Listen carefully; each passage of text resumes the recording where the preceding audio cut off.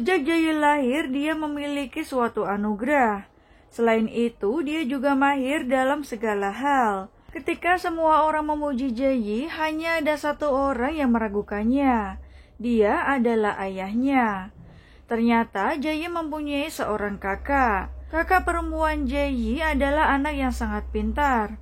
Oleh karena itu, Jayi berusaha keras untuk mengalahkannya. Ayah Jayi membuat mereka menjadi seperti saingan, di mana keduanya diberikan beberapa soal. Jayi akhirnya bisa mengalahkan kakaknya dengan menjawab beberapa pertanyaan yang benar. Oleh sebab itu, sang ayah meminta Jayi untuk memberikan hukuman kepada kakaknya. Namun, sang ayah nampaknya ingin mengadu domba antara Jayi dan juga kakak perempuannya. Namun ayah Jayi justru membuat Jayi membenci kakaknya dan meminta dia untuk tidak memberikan kesempatan kepada Jaina dan juga menyingkirkannya. Oleh sebab itu, keesokan harinya saat Jayi dan juga Jaina akan berangkat sekolah, Jayi nampak mengabaikannya. Dia pun berusaha menjaga jarak dengan Jaina. Hingga suatu saat Jayi bertemu dengan seorang laki-laki. Dan ketika mereka bermesraan, ternyata Jayi masih melindungi kesuciannya. Jayi tidak membiarkan siapapun untuk menyentuhnya. Sementara itu, Jayi dan juga keluarganya merupakan orang yang rajin pergi ke gereja. Namun dia merasa bosan karena tidak ada sesuatu yang ingin dia bicarakan dengan Tuhan. Akhirnya, Jayi membuat sedikit kenakalan agar dia bersemangat untuk pergi ke gereja. Setelah melakukan semua itu, Jayi pun memohon ampun kepada Tuhan. Hingga suatu hari, Jayi bermimpi bahwa dia tenggelam di dasar laut. Hal itu membuatnya sangat tenang dan juga merasa damai. Dia pun tidak ingin melakukan sesuatu yang buruk yang pernah diceritakan oleh ayahnya. Dia pun akhirnya menemukan cara agar bisa lepas dari kutukan sang ayah. Kembali lagi saat Jayi menyelamatkan Sulgi. Dia pun membawa Sulgi untuk pergi ke rumah sakit ayahnya. Tentu saja Sulgi nampak bingung dan juga takjub dengan fasilitas yang Jayi miliki, di mana Jayi terlihat mendapatkan perawatan khusus. Kemudian dia pun meminum obat yang sudah diberikan. Tetapi akhirnya Jayi masuk ke ruangan belajar dan memuntahkan obat-obat tersebut. Jayi memiliki sebuah hadiah untuk Sulgi, di mana itu adalah seragam baru.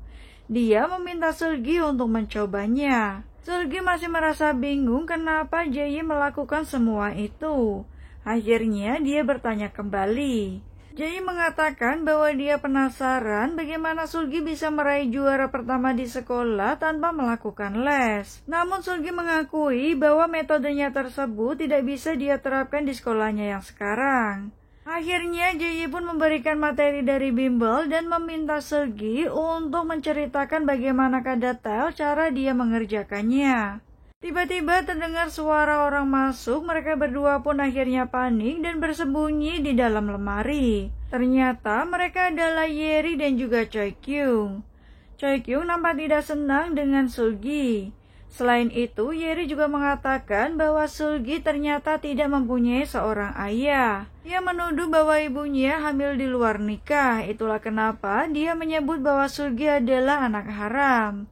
Jayi berusaha untuk menenangkannya. Ketika terdengar suara handphone berbunyi, namun Yeri dan juga Choi Kyung tidak mendapatkan notif di handphone mereka. Keduanya mulai curiga sesuatu di dalam lemari, tetapi Jayi mengirim pesan kepada mereka dan mengajaknya bertemu. Di saat itulah Jayi meminta Sulgi untuk segera pergi dengan menaiki lift khusus. Namun sebelum pergi, ternyata Sulgi memberikan gantungan kunci miliknya kepada Jayi. Nah, hal itu pun membuat Jayi sangat senang. Setelah keluar, dia mendapati Jayi sedang berkumpul dengan Yeri dan juga Choi Kyung. Di saat bersamaan, Sulgi melihat seseorang yang baru saja berduka. Di saat dia menuju ke ruang duka, ada seorang dokter yang menghentikannya. Sulgi pun buru-buru untuk pergi. Di lain sisi, Choi Kyung akhirnya mengubah keinginannya untuk masuk ke jurusan teknik dan juga agen paten. Guru mereka pun memberikan dukungan kepada Choi Kyung. Tetapi Jae-yi justru mengatakan bahwa Choi Kyung tidak perlu untuk menjadi ketua kelas semester ini. Sebelumnya, dia sudah berjanji untuk mempromosikannya. Mendengar hal itu, tentu saja Choi Kyung sangat kesal. Guru mereka juga mencoba untuk mempertimbangkannya. Di saat akan pulang, ternyata ayah Jae-yi akan mengantar mereka semua. Nah, ketiganya masuk ke dalam mobil. Ternyata Yeri juga sering melakukan perawatan dengan ayah Sulgi. Di tengah perbincangan, Choi Kyung tiba-tiba meminta ayah Jae-yi untuk menurunkan mereka berdua. Dia beralasan ingin membeli beberapa cemilan. Ternyata Choi Kyung merasa ada yang aneh dengan ayah Jae-yi. Dia juga masih penasaran kabar kakak Jae-yi yang bernama Jaina. Karena hingga saat ini dia menghilang. Sementara itu di dalam mobil, ayah Jae-yi bertanya tentang kepindahan Choi Kyung dari jurusan yang dia inginkan. Dia juga mengatakan bahwa Choi Kyung lebih cocok untuk masuk ke jurusan paten agen. Mendengar hal itu, Jae-yi semakin penasaran dari mana ayahnya tahu jika Choi Kyung memilih jurusan tersebut. Saat sang ayah menyinggung tentang Seulgi, tiba-tiba Jae-yi berusaha untuk mengalihkan pembicaraan. Di lain sisi, Seulgi dan juga Yeri sedang menunggu di halte. Tiba-tiba, seorang laki-laki memberinya sebuah kartu nama. Choi Kyung marah, tetapi ternyata itu ditujukan untuk Yeri. Kemudian Yeri mengatakan hanya orang-orang cantik yang bisa menerima kartu tersebut. Tentu saja itu membuat Choi Kyung semakin kesal. Saat Yeri pergi, Choi Kyung menunjukkan jari tengahnya. Sementara itu, Jae-yi terlihat membuka sebuah kotak yang berisi kalung dan juga gantungan kunci. Nampaknya itu milik Jena. Ternyata gantungan kunci itu sama seperti milik Seulgi. Nadia nampak mencoret beberapa tanggal. Yeri nampak terobsesi dengan berat badannya, hingga dia sering meminum obat. Begitu pula dengan Choi Kyung, dia juga merasa kesakitan, hingga dia juga terlihat meminum obat. Sesampainya di rumah, Seulgi teringat dengan pria yang menghentikannya. Ternyata dia adalah ayah Jae-yi. Yoo Tae-jun adalah dokter yang menangani ayah Jae-yi, yaitu Woo Do-hyuk. Sepertinya kematiannya pun misterius. Dia meminta maaf karena tidak bisa menyelamatkannya. Kemudian diam-diam Seulgi mengikuti Yoo Tae-jun. Ternyata itu adalah pertama kalinya Seulgi melihat Jae-yi dengan ayahnya. Dia merasa sangat iri. Seulgi pun kemudian menyimpan seragam yang telah diberikan oleh Jae-yi. Kemudian mencoba menyelesaikan beberapa materi dari bimbel. Namun Seulgi akhirnya meminum obat yang membuatnya merasa tenang. Dia seakan tenggelam dalam kesunyian hingga bisa mengerjakan soal-soal tersebut. Keesokan harinya, Johara bersikap sangat baik. Bangku di sebelah Seulgi nampak kosong karena ternyata Nari tidak datang ke sekolah. Dia juga sudah tidak muncul sejak kemarin. Seulgi pun nampak mengemasi barangnya dan berencana untuk duduk di sebelah Jae-yi. Tentu saja Jae-yi senang dengan hal tersebut dan meminta Seulgi untuk segera duduk. Sementara itu, Choi Kyung dan juga Yeri merasa sedikit aneh. Yeri bertanya kepada teman lainnya kenapa Nari tidak masuk. Namun terakhir kali Nari terlihat makan siang bersama Jae-yi, Yeri dan juga Choi Kyung. Di lain sisi, Seulgi nampak tertarik untuk mendaftar klub medis. Tetapi Yeri mengatakan bahwa sangat sulit untuk masuk di klub tersebut. Dia juga mengatakan bahwa sebelumnya Nari juga ingin bergabung dalam klub itu. Namun salah satu dari mereka ternyata hilang. Tentu saja itu mempermudah Seulgi untuk masuk ke dalam klub medis. Nah, pemilihan ketua kelas pun akhirnya dimulai. Jae-yi merekomendasikan Seulgi untuk ikut dalam pemilihan tersebut. Tentu saja melihat hal itu, Choi Kyung sangat kesal. Semuanya diminta untuk melakukan voting. Ternyata pemenangnya adalah Seulgi. Choi Kyung nampak kesal karena dia tidak percaya atas pemilihan tersebut. Dia pun maju ke depan untuk mengecek hasil voting itu sendiri. Tetapi dia malah menuduh teman lainnya melakukan kecurangan. Seulgi berdiri dan juga bertanya kenapa Choi Kyung mempersalahkannya. Dia menuduh bahwa kertas voting itu dilakukan oleh orang yang sama dan juga menggunakan kertas yang sama. Seulgi pun kesal mendengar hal tersebut karena dia dituduh melakukan kecurangan. Choi Kyung lupa bahwa ada seseorang di belakang Seulgi. Namun Seulgi memahami kekesalan Choi Kyung. Guru pun memutuskan bahwa Seulgi menjadi ketua kelas sedangkan Choi Kyung menjadi wakilnya.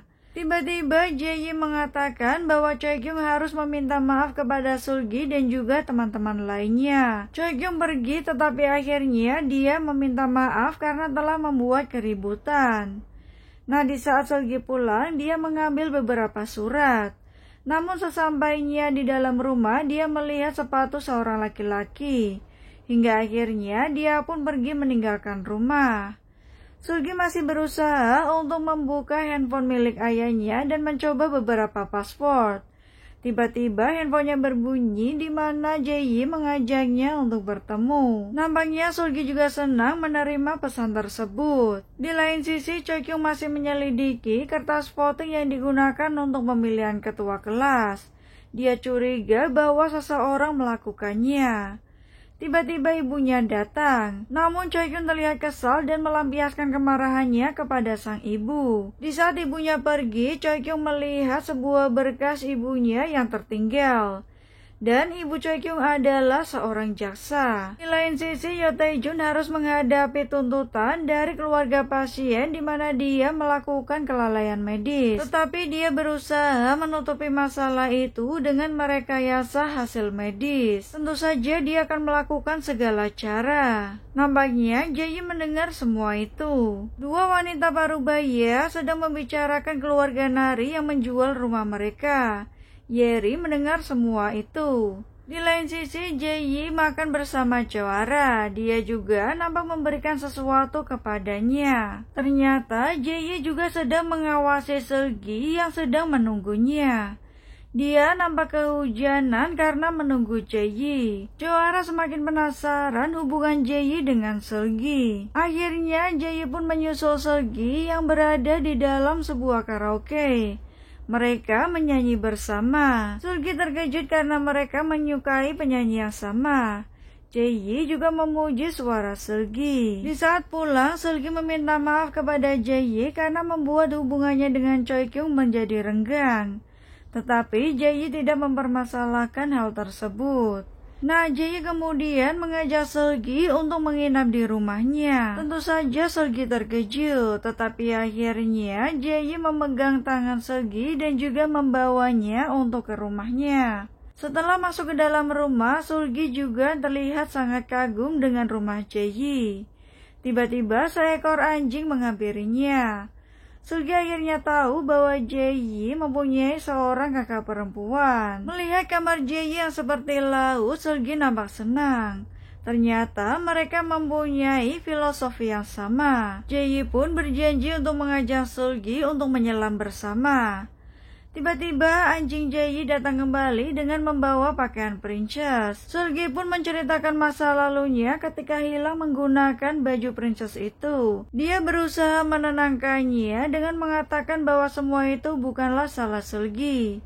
Jae-yi juga mengakui bahwa sebenarnya dia bukanlah fans dari Lucid Fall. Tiba-tiba Jae-yi membuka bajunya dan hal itu membuat Seulgi nampak canggung.